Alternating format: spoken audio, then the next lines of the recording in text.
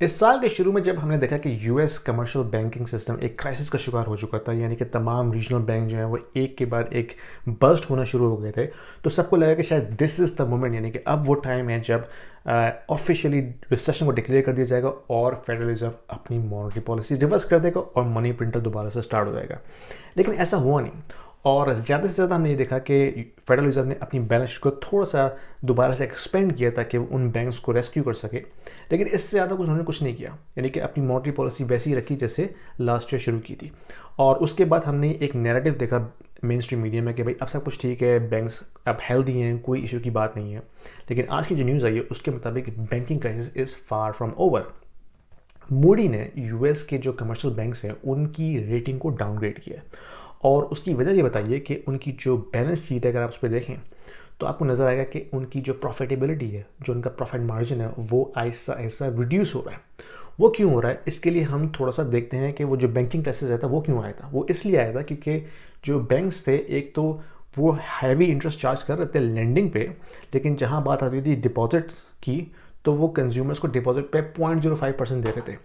तो उसके बाद हुआ है कि डिपॉजिटर ने अपना अपना पैसा निकाल के मनी मार्केट में इन्वेस्ट करना शुरू कर दिया, जहां उनको अप टू 4% रिटर्न मिल रहा था, वो भी रिस्क फ्री।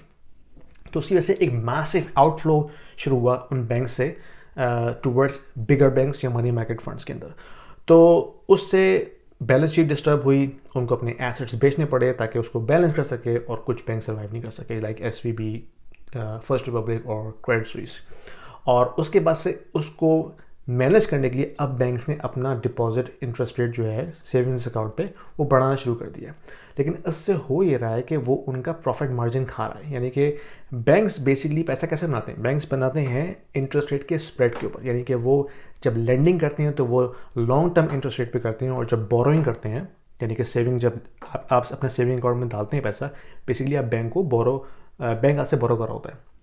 तो बोरोइंग जो है वो शॉर्ट टर्म इंटरेस्ट रेट पे हो रही होती है, तो उसके स्प्रेड पे बैंक पैसा बनाता है। ठीक है, तो जब उनका स्प्रेड जो है इंटरेस्ट रेट का वो कम होना शुरू हो जाए तो ऑफकोर्स उनका प्रॉफिट मार्जिन भी कम होना शुरू हो जाता है।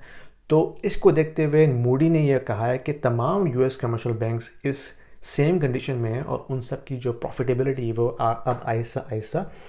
कम होना शुरू हो जाएगी, जिसकी वजह से उनकी अर्निंग्स, उनके मार्जिन, उनके रेवेन्यू सब इम्पैक्ट होंगे। और सिर्फ यही नहीं,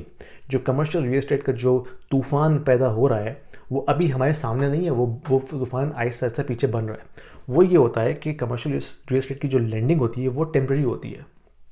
शॉर्ट टर्म, यानी कि 2 साल के लिए होती है। तो जिन कमर्शियल रियल एस्टेट ओनर्स ने लैंडिंग की होगी लास्ट 2 ईयर्स में, लेट्स से 2% के ऊपर, अब जब वो रीफाइनेंस के लिए जाएंगे तो उनको 7% पे रीफाइनेंसिंग होगी। तो उससे होगा ये कि जो कमर्शियल रियल एस्टेट प्रोजेक्ट है उसकी नेट इनकम जो है वो इम्पैक्ट होगी, कैश फ्लो इम्पैक्ट होगा, तो उसकी वजह से जो कैप रेट हम डिफाइन करते हैं वो कम हो जाएगा। जब कैप रेट कम होता है तो वैल्यूएशन पे इम्पैक्ट पड़ता है। तो अब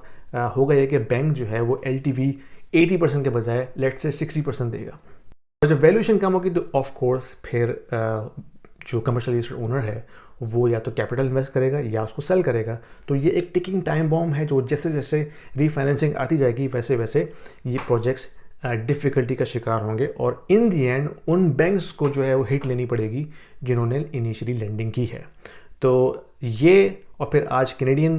RBC बैंक ने एक फोरकास्ट दी है कि वो भी ये देख रहे हैं कि जो क्रेडिट ग्रोथ है वो काफ़ी ज़्यादा डिक्लाइन हुई है, जिसकी वजह से जो इनकम है बैंक्स की वो इम्पैक्ट होगी आगे जाके। तो ये तमाम चीज़ें ये पिक्चर पेश कर रही है कि बैंकिंग सिस्टम इस वक्त अभी भी काफ़ी टर्मोइल के अंदर है। हमें ये मेन स्ट्रीम में नज़र नहीं आ रहा, लेकिन अगर आप इसको अंडर द हुड देखते हैं तो आपको नज़र आता है कि तमाम बैंक्स इस वक्त स्ट्रेस का शिकार है, क्योंकि जो लेंडिंग उन्होंने लास्ट 2 ईयर्स में की है, अब उसकी रीफाइनेंस होगी तो वो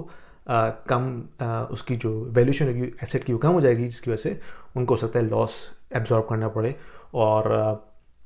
जो उनका इंटरेस्ट रेट स्प्रेड है वो कम हो रहा है, इसकी वजह से उनकी प्रॉफिट मार्जिन भी कम होगा। तो अगर आप बैंकिंग स्टॉक्स बाय कर रहे हैं या आपने ओन किए हुए हैं तो be careful, this is not looking good for bank stocks.